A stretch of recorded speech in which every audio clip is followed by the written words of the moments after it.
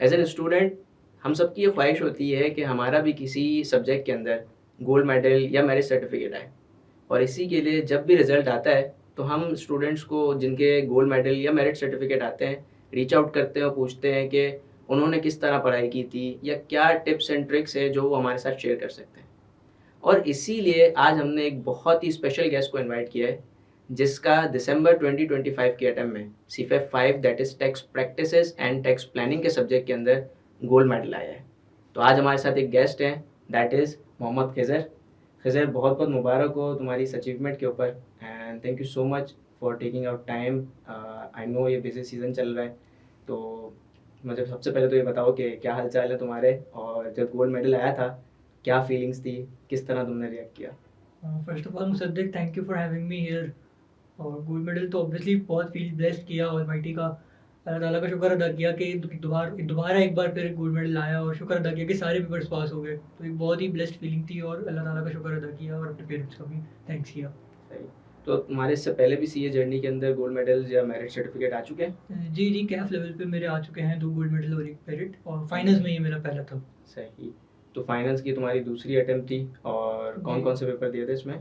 Law, tax और SPM दिया था। सही, लॉ, टैक्स और एसपीएम। तो मतलब अगर मैं शुरू से बात करूं तुम्हारी इस अटेम्प्ट की जर्नी की, तो सबसे पहले स्टार्ट करते हैं हम टीचर सिलेक्शन के हवाले से। तो टीचर सिलेक्शन किस तरह की, फिर उसमें पढ़ाई को किस तरह से लेकर चले थे, और क्या क्या चीज़ें थी जो तुम्हें डिफ़िकल्टीज फेस हुई, या कौन सी ऐसी चीज़ें थी जो तुमने देखा कि हाँ यहाँ पर ऐसे एरियाज़ हैं कि जो ईजी हैं, जहाँ पर स्टूडेंट अच्छा स्कोर करके अल्टीमेटली एक ऐसी तैयारी कर सकते हैं कि उससे गोल्ड मेडल आ जाए? जी, जहाँ तक टीचर सिलेक्शन की बात है, वो तो मैंने पहले से ही जब फर्स्ट अटेम्प्ट के एंड से ही सोचा हुआ था कि मुर्तज़ा का ही नाम सुना था, तो फिर उन्हीं के पास आ गया। जहाँ तक डिफ़िकल्टी की बात है या चीज़ों की ग्रिड वाइज़ की बात है, तो मैं बहुत ज़्यादा ग्रिड्स पे फ़ोकस करता हूँ हर चीज़ की। ऑब्वियसली मैं छोड़ता कुछ नहीं हूँ, लेकिन एक ग्रिड से एक आइडिया हो जाता है कि कौन-सा सब्जेक्ट का एरिया जो है वो मार्क्स स्कोरिंग है, मार्क्स गेनिंग है, किस पे ज़्यादा मेहनत करनी चाहिए और किस पे कम, या किस पे ज़्यादा टाइम लगाना चाहिए। तो ऑब्वियसली सबसे पहले मैं ओरिएंटेशन लेने से पहले भी मैं अक्सर जो है वो आईकेप की सिलेबस ग्रिड देख लेता हूँ कि मैं कहाँ पे मार्क्स निकाल सकता हूँ। तो वहीं से एनालाइज़ किया और फिर उसी तरीके से पढ़ना स्टार्ट किया। सही। तो लेक्चर्स शुरू से लेकर चल रहे थे और प्रैक्टिस भी साथ साथ कर रहे थे, या सिर्फ लेक्चर्स पे फोकस किया हुआ था कि अभी लेक्चर्स ले लेता हूँ और प्रैक्टिस एंड में करूँगा? यानी मतलब क्या एक ट्रिक होती थी, क्योंकि तुम्हारे पास देखो टेक्स्ट के सब्जेक्ट के अंदर हमारे पास टीचर के नोट्स होते हैं, स्मार्ट स्लाइड्स भी आ जाती हैं, फिर बेरिक्स भी आ जाते हैं, पास्ट पेपर्स भी होते हैं, तो किस तरह से लेकर चले थे पूरा क्रोनोलॉजिकल ऑर्डर में? देखिए, लेक्चर्स तो स्टार्ट कर दिए थे शुरू से ही। जहाँ तक आपकी प्रैक्टिस की बात है, तो ऑब्वियसली टेक्स्ट के अंदर जो सवाल आता है वो किसी एक आइसोलेटेड एरिया से तो आता नहीं है कि मैं एक एरिया पढ़ के पास पेपर करना या प्रैक्टिस करना शुरू कर दूँ। तो मेरी जर्नी ये होती थी कि मैं हमेशा लेक्चर्स लेते वक्त भी ये सोचता था कि मुझे एंड में पेपर के दिन तक उसको रिटेन करना है। आज तो लेक्चर ले लिया, आज जो सर बात बता रहे हैं वो समझ भी आ रही है, लेकिन ये बात मुझे एंड तक रिटेन करनी है। तो उसकी तैयारी मैं बहुत पहले से करना शुरू कर देता था। तो करता ये था कि मैं लेक्चर देता था, उसको अंडरस्टैंड करता था, और हर टॉपिकल की ना एक समरी बनाता था। उस समरी में क्या करता था, एक वर्ड्स लिख देता था, कुछ चंद वर्ड्स लिख देता था। ठीक है। उससे मुझे एट दी एंड जब मेरे पेपर्स का रिवीजन टाइम नजदीक आता था तो बहुत हेल्प हो जाती थी। माइंड मैप टाइप बनाता था, तो मैं खुद अपने हाथ से बनाता था ताकि मुझे पता हो मैंने ये बात क्यों लिखी थी। तो पेपर के टाइम में क्या करता था कि फिर उस माइंड मैप को देखता था और उसके पीछे का कॉन्सेप्ट रिमेंबर बैक करने की कोशिश करता था। सही है। जिसका रिमेंबर बैक हो गया गुड इनफ, जिसका नहीं हुआ पीछे जाके देखा। लेक्चर दोबारा देखते थे? लेक्चर नहीं, उसके जो नोटिंग की वो दोबारा जाके देखा। तो इस तरीके से मैं चलता जाता था और मैप बनाता जाता था। इससे फ़ायदा ये हुआ कि जब मैं बिल्कुल एंड में पहुंचा ना, अब मुझे कोई नोट्स लिखने की ज़रूरत नहीं है। अब मेरे पास आखिरी दिन एक हर चैप्टर का एक आइसोलेटेड पर्चा है, उसपे मैं देखता था कि हाँ ये चीज़ मुझे आती है, डेप्रिसिएशन के अंदर ये चीज़ भी आती है, ये चीज़ भी आती है, ये चीज़ भी आती है। तो उस तरीके से मैं जाके देख लेता था। अगर कोई चीज़ नहीं भी आती थी तो ऑब्वियसली उसको आखिरी दिन आप जाके देख सकते हो, और अदर दिन क्या आप सारी चीज़ें दोबारा जाके किताब से देखो। एक स्मार्ट अप्रोच थी। और जहाँ तक लेक्चर्स की बात है, मैं लेक्चर्स इस तरीके से देखता था और इस तरीके से देखने की कोशिश करता था कि ये मेरा पहला और आखिरी बार लेक्चर हो। बिल्कुल सही है। क्योंकि एट द एंड मेरे पास लेक्चर देखने का टाइम नहीं है, मेरे पास दूसरे सब्जेक्ट्स भी हैं, और दोबारा लेक्चर देखना बहुत कोई फीजिबल स्ट्रेटेजी मेरे नज़दीक नहीं है। मैं लेक्चर देखता था कोई 1 या 1.25, इससे ज़्यादा स्पीड में मुझे नहीं याद पड़ता मैंने कोई भी लेक्चर देखा हो। कभी भी नहीं। सही। ठीक है, एटलीस्ट टेक्स्ट का तो कभी भी नहीं। ठीक है, क्योंकि फिर इस तरीके से मैं देखता था कि एक पहली और आखिरी बार, और उसको फिर अपने हाथ से नोट कर लेता था ताकि मुझे एंड में याद रहें चीज़ें।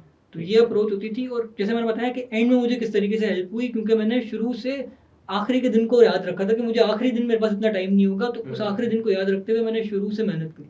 ये देखो, ये एक साइकोलॉजिकल थिंग भी होती है ना, कि जो चीज़ हम सुनते हैं, लेकिन अगर उसको सुने भी, लिखे भी, फिर सुने भी, लिखे भी, बोले भी और देखे भी, जब ये सारी सेंसेस हमारी उसमें इन्वॉल्व हो जाती है ना, तो वो चीज़ें हमें अच्छे से याद होना स्टार्ट हो जाती है। और फिर जब किसी चीज़ को समराइज़ करते हो, तो ऐसा नहीं है ना कि इतना आसान है किसी चीज़ को समराइज़ करना, उस पर अलग दिमाग लगता है। बिल्कुल। जब आप उसको दिमाग लगा रहे होते हो, आपके दिमाग में चीज़ें घूमती है, तो फिर वो चीज़ें रिटेन होना स्टार्ट हो जाती है। ये एक बहुत अच्छी स्ट्रैटेजी है फॉर श्योर, अगर इसको कोई भी यूज़ करे तो उसको फ़ायदा होगा। अच्छा, टैक्स का जैसे लीगल सब्जेक्ट, एक तो तुमने बताया कि माइंड मैप तो है ही उसमें, लेकिन एक टाइम आता है कि उसके बाद जब चीज़ें ना मिक्सअप होना स्टार्ट होती हैं, आपके पास रिजीम्स का एरिया आ जाता है, फिर उसके बाद वो जो थिन कैपिटलाइजेशन का एरिया है, मिनिमम टैक्स हो जाता है, टर्नओवर की बातें करूँ अगर मैं, एओपी, बहुत सारा एरिया है जो कि फिर मिक्स होना स्टार्ट होता है। तो माइंड मैप तो बन गया, लेकिन अब उसको याद भी करना है, मतलब रिवाइज तो हो जाएगा, लेकिन याद करना है कि पेपर में भी लिखा जाए, क्योंकि पेपर में अब माइंड मैप नहीं है। वो क्या करते थे? देखिए, करता मैं ये था कि हर पेपर के साथ एक, जब मेरा अच्छा खासा एरिया जो है इनकम टैक्स से कवर हो गया था, उसके बाद फिर मैंने फुल फ्लेज पास पेपर्स करना शुरू किए। तो आई रिमेंबर कोई फर्स्ट या पहले 2 सवाल मेरे को 30 या 35% ज़्यादा तो सही नहीं हुए, और ऐसा नहीं है कि टैक्स में नहीं हुए, किसी भी पेपर में नहीं हुए, मेरे पहले 2 सवाल या 3 सवाल सही।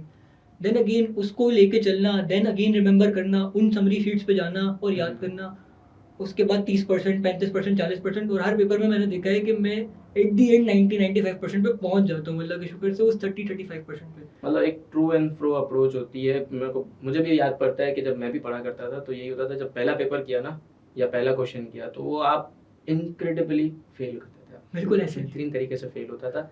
फिर क्या होता था कि वो एक रियलाइजेशन फेज होता था कि अब ये कॉन्सेप्ट हैं जो कि मुझे याद नहीं है, या ये कॉन्सेप्ट है जिस पे मैं इतना स्ट्रांग नहीं हूँ।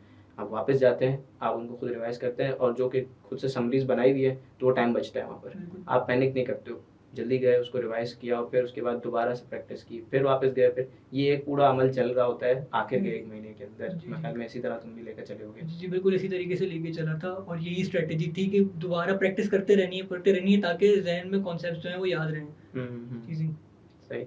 जो तुम्हारे लेक्चर्स जो है वो ख़त्म हो गए थे 1 महीना पहले, या तुमने बिल्कुल आखिर तक लेक्चर्स भी चले थे? और प्रैक्टिस को कितना टाइम दिया था? लेक्चर्स मेरे हो गए थे तकरीबन, जो मेरी एग्जाम लीव्स होती हैं 1.5 महीना पहले मेरे लेक्चर्स कंप्लीट हो गए थे, और प्रैक्टिस भी साथ साथ हुई थी। लेक्चर्स के साथ साथ भी ऐसा नहीं था कि मैंने बिल्कुल प्रैक्टिस एट दी एंड रखी। मेरा होता है कि फर्स्ट फेज ऑफ प्रैक्टिस जो है वो मैं लेक्चर के साथ ही करूँ, एंड देन सेकंड फेज में रिवीजन में, एंड देन थर्ड जो है वो पेपर से बिल्कुल 2-3 दिन पहले वाली जो होती है। तो इसी तरीके से मैं लेके चला था कि फर्स्ट फेज मैंने करा था, वरना फिर मेरे साथ ये होता है कि अगर मैं बिल्कुल कुछ करूँ ही ना, तो फिर एंड में दोबारा सारी चीज़ें याद करनी पड़ जाती हैं। तो फर्स्ट ऑफ ऑल लेक्चर्स के साथ भी एप्लीकेशन साथ साथ ही करता गया ताकि वो चीज़ें याद रहें। अच्छा, अब इसमें ना बहुत सारे स्टूडेंट्स का एक ये कन्फ्यूजन है टैक्स के सब्जेक्ट में खासकर, जिस तरह उन्होंने बताया कि टैक्स में एक एरिया से तो सवाल आता नहीं है। अब जब लेट से मैंने इनकम फ्रॉम बिजनेस ख़त्म कर लिया, मैं उसकी प्रैक्टिस नहीं कर सकता, क्योंकि इनकम फ्रॉम बिजनेस में अभी रेजिम मैंने कवर नहीं की है, अभी कंप्यूटेशन ऑफ टैक्स लायबिलिटी बाकी है, ठीक है, लॉसेस बाकी है, एग्जाम्पशन बाकी है। तो अब इसका क्या करते थे? इसके लिए जो कुछ इलस्ट्रेशंस होती हैं सर की बुक के अंदर, वो कर लेते थे, एंड देन आइसोलेटेड, क्योंकि मेरे पास समरी बनी हुई थी, तो एट दी एंड भी मुझे इतना मसला नहीं हुआ, क्योंकि इतना बड़ा syllabus I don't think tax का है। तो इस तरीके से मैं चीज़ों को लेके चला। और मतलब जो कॉन्सेप्ट बिल्डर, जो समरी सर करवाते थे, उससे तुम अपने कॉन्सेप्ट को पक्का कर लेते थे? जी, अंडरलाइन कॉन्सेप्ट अगर आपका पक्का है, देन प्रैक्टिस आपके लिए बहुत इजी हो जाती है। आई डू बिलीव कि जो अंडरलाइन कॉन्सेप्ट है, आपको उस पर पहले बहुत टाइम लगाना चाहिए, देन जो सेकंड फेज है वो प्रैक्टिस का है।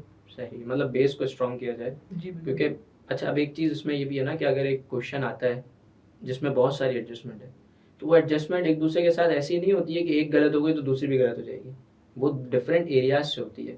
आपने एक एडजस्टमेंट को एक टाइम पे सॉल्व करना होता है, जिस तरह तुमने कहा कि अंडरलाइन कॉन्सेप्ट अगर मेरा सही है, एक एडजस्टमेंट एक टाइम पे एक कॉन्सेप्ट के साथ सही किया, आगे बढ़े, एक एडजस्टमेंट एक कॉन्सेप्ट के साथ सही किया, आगे बढ़े, इसी तरह से आप लेकर चल रहे होते हो, और टैक्स का पूरा आपका एक जो बड़ा क्वेश्चन होता है कंपटीशन का हो जाता है। ऐसे ही होता है, क्योंकि ऑब्वियसली क्वेश्चन इंटीग्रेटेड होता है, लेकिन उसमें एक एडजस्टमेंट जो होती है वो आइसोलेटेड होती है, और वो उस टॉपिक से रिलेटेड होती है, जो आप उस वक्त जाके देख भी सकते हैं। अच्छा, तुम्हारी पेपर की सीक्वेंस क्या थी? तुमने पहले इनकम टैक्स का एरिया किया या सेल्स टैक्स का एरिया किया? टू बी ऑनेस्ट, मैं किसी भी पेपर में कभी सोच के नहीं गया कि मुझे पहले कौन सी चीज़ करनी है। जो मेरी स्ट्रैटेजी रही है किसी भी पेपर के लिए, वो होते हैं कि 3.5 घंटे का जैसे सीबी एग्जाम है, तो शुरू के 10 से 12 मिनट में एनालाइज करता हूँ उस पेपर को, और उसमें से मैं पिक करता हूँ कि इसमें से मेरे लिए सबसे आसान सवाल कौन सा है। ठीक है। अगर मैं शुरू के 1 घंटे में 30 या 35 नंबर के आसान सवाल निकाल देता हूँ, जो मेरे लिए आसान है, जो बहुत अच्छे आ रहे हैं, तो फिर आखिरी के 2 घंटे या आखिरी का जो 1.5 घंटा होता है उसमें एक रिलैक्सेशन हो जाती है कि हाँ, पहले घंटे में मैंने बहुत अच्छा परफॉर्म कर लिया। तो फिर अगर कोई मुश्किल सवाल भी होता है तो क्योंकि आपका माइंड रिलैक्स होता है, तो रन रेट ऊपर जा चुका है, आपका माइंड रिलैक्स है, आप चीज़ों को आराम से आगे मुश्किल चीज़ों को भी लेके चल सकते हैं। अगर आपने इनिशियली कोई ऐसा सवाल उठा लिया जो कि लेंदी है और आपको नहीं आ रहा और आपका कॉन्सेप्ट मुश्किल है, तो कॉन्फिडेंस गिर गया, फिर आगे आसान सवाल करना भी बहुत मुश्किल है। आई ट्रूली बिलीव कि एक नॉर्मल बच्चा जो रिलैक्स हुआ हुआ है उसका पेपर करना ज़्यादा आसान है, और एक बच्चा जिसकी बहुत ज़्यादा तैयारी है लेकिन अगर वो पैनिक कर गया तो आई डोंट थिंक उसके लिए पेपर कोई इतना आसान है। हाँ, बिल्कुल ऐसा ही है, क्योंकि पेपर के अंदर मतलब आप जितने भी पेपर आके आपके एनालाइज कर लो ना, तो उसमें मैंने देखा है 35 से 40 नंबर बहुत इजी रखे हुए होते हैं। आपको जो लड़ना होता है, अगर पास करने वाले स्टूडेंट की बात करूँ तो वो 20 से 25 मार्क के लिए आपको लड़ना होता है, ऐसे ही और आप बाउंड्री क्रॉस कर जाते हो।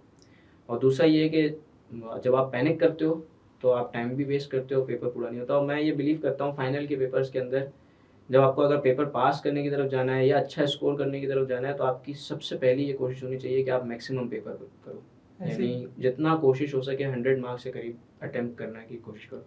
तुम्हारी क्या स्ट्रेटेजी होती थी? क्वालिटी की तरफ जाते थे, क्वांटिटी की तरफ जाते थे, क्या करते थे? टू बी ऑनेस्ट, अगर 3.5 घंटे का हैकेप का पेपर है तो आपके पास शुरू के 10 से 12 मिनट ही हैं सोचने के लिए, पढ़ने के लिए, देन आपको लिखना है, तभी आपका पूरा पेपर हो सकता है। तो आई थिंक अगर आप उस 10 से 12 मिनट को पहले से एनालाइज करें, अगर आपको अपनी स्ट्रेंथ एंड वीकनेसेस पहले से पता है, तो फिर आप उस 10 से 12 मिनट में जो डिसीजन लेते हैं उसका बहुत बड़ा इंपैक्ट होता है आपके रिजल्ट में। तो मैं यही करता था कि जो आसान सवाल है अगर वो मैंने पहले कर लिए तो फिर आगे वाले सवालों के लिए मेरे लिए आसानी हो जाती थी।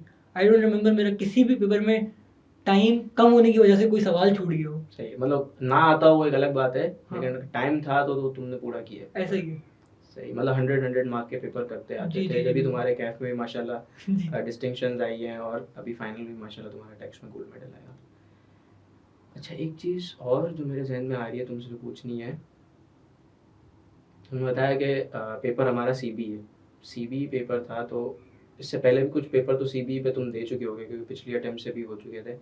तो टेक्स्ट के पेपर में क्या चीज़ें मुश्किल लगी थी, आसान लगी थी?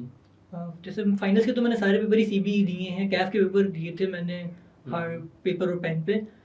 सीबी एग्जाम के अंदर ऑब्वियसली कुछ मुश्किलात हैं, लेकिन बहुत सारी चीज़ें मैं समझता हूँ कि आसान हो गई हैं। बेरेक के अंदर आप चीज़ों को कंट्रोल एफ करके ढूंढ सकते हो। अगर मैं फिजिकल किताब लेके जाऊँ तो मैं कभी भी उस तरीके से चीज़ों को नहीं ढूंढ सकता, स्पेशली सेल्स टैक्स का एरिया। मैं ये सोचता हूँ कि अच्छा, मेरी बारी में जब मैंने टैक्स दिया था तो उससे पहले हमारी फर्म में अब्दुल हसीब, उसका जो है ना वो गोल्ड मेडल आया था। तो मैं उसको ये पूछा था कि भाई तुमने सेल्स टैक्स में एक एक आइटम को ढूंढा कैसे था बैठ के, वो मैं यही परेशान होता था कि ये कैसे ढूंढते होंगे, लेकिन अल्लाह का शुक्र है मेरी बारी में वो कन्वर्ट हो गया था। तो मैंने कहा ये तो बहुत बड़ी ब्लेसिंग है, वरना तो आप वो जो शेड्यूल्स हैं जितने ढूंढ ढूंढ कर थक जाओगे, और अगर गलती से आपके जहन में ये एक आ गया कि ये तो मैंने देखा है और ना मिला उस वक्त, तो फिर आपका टाइम आपका मतलब उस वक्त फिर जो आप ट्रैप में फंसोगे, तो ये चीज़ है।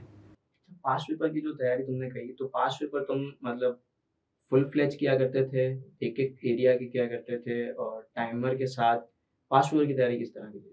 पास पेपर की तैयारी तो वंस पेपर फुलफिल हो गया तो फिर एक एक एरिया को देखा और उसके सवाल करते गए। फुल फ्लेज पास पेपर्स तो मैंने मुझे नहीं याद पड़ता किए होंगे, नहीं किए। इसी तरीके से करा, एक एक एरिया को पकड़ा, एक एक एरिया के सवाल किए, और टाइम के साथ भी नहीं किया, क्योंकि मैंने आपको पहले भी बताया कि मुझे टाइम का इशू नहीं हुआ, तो फिर मैंने इस चीज़ को टारगेट भी नहीं किया। मैंने कहा जब मुझे इशू नहीं है तो फिर मैंने नॉर्मल तरीके से किए, और टेक्स्ट पेपर भी मैंने विद इन टाइम कर लिया। लेकिन मैंने देखा है कि बाकी लोगों को ये इशू होता है, तो मेरी उनसे रिकमेंडेशन होगी कि वो टाइम के साथ ज़रूर करें। सही, हाँ, मतलब तुम्हारा तो एक तरह से मैं कहूँगा कि एक इनबिल्ट एक क्वालिटी थी कि टाइम का कभी इशू हुआ नहीं, तो तुमने नहीं की, चलो, लेकिन ये बहुत बड़ा मसला आ जाता है बहुत सारे स्टूडेंट्स के साथ, इवन मैं खुद भी किया करता था। आखिर तुमसे एक सवाल ये कि तुमने मुझे बताया कि ये तुम्हारा सर मुर्तज़ा के साथ पहला सब्जेक्ट था, तो किस तरह का एक्सपीरियंस रहा ओवरऑल सर मुर्तज़ा के साथ टेक्स्ट के हवाले से? जी, अच्छा एक्सपीरियंस रहा। जैसे मैंने आपको पहले भी बताया कि बहुत स्ट्रक्चर्ड वे में चीज़ें थी, तो मुर्तज़ा ने और उनकी टीम ने उस नोट्स पे इतना टाइम लगा दिया है कि स्टूडेंट्स का ऑब्वियसली टाइम सेव हो गया। उनको अपना टाइम तो ऑब्वियसली लगाना ही है क्योंकि उनका पेपर है, लेकिन वो चीज़ें इतनी स्ट्रक्चर्ड हो गई हैं कि उनका टाइम काफ़ी सेव हो गया है और वो स्ट्रक्चर्ड चीज़ों से काफ़ी फ़ायदा उठा सकते हैं। सिंक्रोनाइज़ हो गई हैं सारी चीज़ें, सिंक्रोनाइज़ हो आपका गई हैं चीज़ें। लेक्चर, नोट्स, बेरेक, सारी चीज़ें एक ही जब लाइन में आ जाती है तो काफ़ी चीज़ें आसान हो जाती है, टाइम बच जाता है। सही। फिर फाइनल एक मैसेज जो स्टूडेंट्स को देना चाहोगे, क्योंकि तुम्हारा गोल्ड मेडल है, बहुत सारे स्टूडेंट्स अगेन जैसे मैंने कहा, पास तो होना एक गोल है सबका, लेकिन एक एडिशनल ख्वाहिश होती है कि हमारा भी गोल्ड मेडल है, तो किस तरह से तैयारी करनी चाहिए? आई डू थिंक कि कंसिस्टेंट परफॉर्मेंस बहुत ज़्यादा ज़रूरी है गोल्ड मेडल के लिए। आपने शुरू से लेके चीज़ों को चलना है, तभी आपका गोल्ड मेडल या इवन पास होने के लिए भी कंसिस्टेंट आई थिंक बहुत ज़्यादा ज़रूरी है। किसी भी चीज़ में आपको कंसिस्टेंट होना, और एक डिसीजन ले लिया तो फिर उस पे कंसिस्टेंट एफर्ट्स करते रहना और अपने आप पे बिलीव करना कि मैं ये कर लूँगा, ये बहुत ज़्यादा ज़रूरी है। आपने बीच में चीज़ों को स्किप नहीं कर देना, बीच में ले डाउन नहीं हो जाना, आपने कॉन्फिडेंटली उस पे काम करना है और कंसिस्टेंटली काम करना है। I think consistency is the key. अगर आप इस्तिकामत के साथ मुस्तकिल काम करते रहेंगे तो आई थिंक आपका गोल अचीव होगा और अल्लाह ताला आपकी मदद करेंगे। सही, मतलब जितने भी स्टूडेंट्स हैं, अगर वो किसी भी चीज़ में कामयाब होना चाहते हैं, तो एक चीज़ ये है कि भाई पहले सबसे पहले आपको अपने ऊपर बिलीव होना चाहिए। बिल्कुल। क्योंकि अगर आपके पास बिलीव नहीं है, आप कॉन्फिडेंट नहीं हो, तो आगे आपका काम खुद करोगे ही नहीं आप, उसकी तरफ आपके हाथ-पाँव बढ़ते ही नहीं हैं। वन्स आपने बिलीव गैदर कर लिया, उसके बाद आपने कंसिस्टेंसी के साथ बस आप रोज़ के रोज़ उस काम के लिए करते रहना, मेहनत करते रहना। सही, और डायरेक्शन आपकी बहुत ज़्यादा ज़रूरी है। डायरेक्शन के लिए ऑब्वियसली आपके पास आपके सीनियर्स होते हैं, आपके टीचर्स होते हैं, आपके मेंटोर्स होते हैं, जो आपको गाइड करते हैं। तो आई बिलीव कि उनको भी अगर जब आप फॉलो करते हैं, तो काफ़ी ज़्यादा चीज़ें आपके लिए आसान हो जाती है, क्योंकि वो एक लोग अपना एक्सपीरियंस लेकर आ रहे होते हैं। जी, सही, बिल्कुल सही। सही। तो thank you so much Heather for thank taking you. Out time for your guidance and again congratulation on your achievement. तो आई होप कि इन तमाम डिस्कशन से बहुत सारी चीज़ें आपको सीखने को मिली होंगी। तो अपना बेहद ख्याल रखिएगा। इंशाल्लाह मुलाकात होती है ऐसे ही अगले पॉडकास्ट में। अल्लाह हाफ़िज़।